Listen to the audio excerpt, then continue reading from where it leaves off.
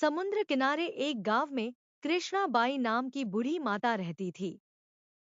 वह भगवान श्री कृष्ण की परम भक्त थी।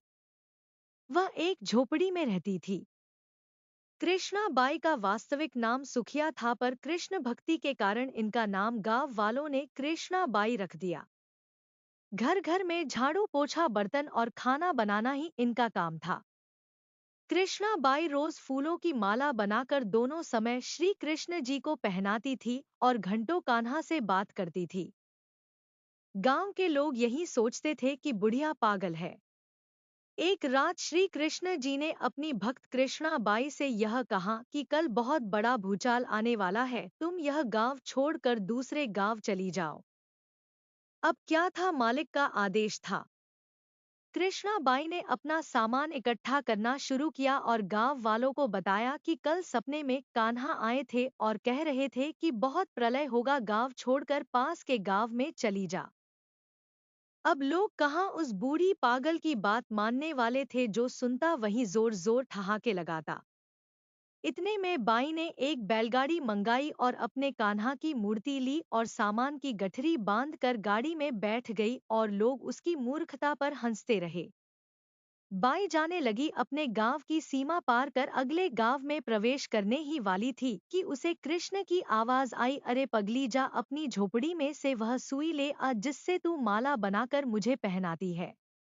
यह सुनकर माई बेचैन हो गई और तड़प गई कि मुझसे ये भारी भूल कैसे हो गई, अब मैं कान्हा की माला कैसे बनाऊंगी। उसने गाड़ी वाले को वहां रोका और बदहवास अपने झोपड़ी की तरफ भागी।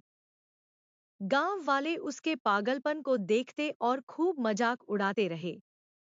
माई ने झोपड़ी के तिनकों में फंसी सुई को निकाला और फिर पागलों की तरह दौड़ते हुए गाड़ी के पास आई। गाड़ी वाले ने कहा कि माई, तू क्यों परेशान है, कुछ नहीं होना। माई ने कहा, अच्छा अब चल और जल्दी से अपने गांव की सीमा पार कर। गाड़ी वाले ने ठीक ऐसे ही किया। अरे यह क्या! जैसे ही सीमा पार हुई पूरा गांव ही समुद्र में समा गया। सब कुछ जलमग्न हो गया। गाड़ी वाला भी अटूट कृष्ण भक्त था।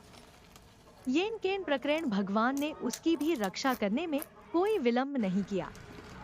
इस कहानी से हमें यह शिक्षा मिलती है कि प्रभु जब अपने भक्त की मात्र एक सुई तक की इतनी चिंता करते हैं, तो वह भक्त की रक्षा के लिए कितना चिंतित होते होंगे।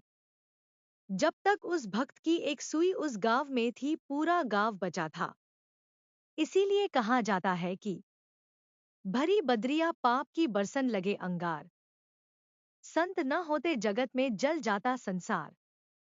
अर्थात अगर इस दुनिया में संत एवं अच्छे व्यक्ति न होते तो ये संसार कब का समाप्त हो गया होता।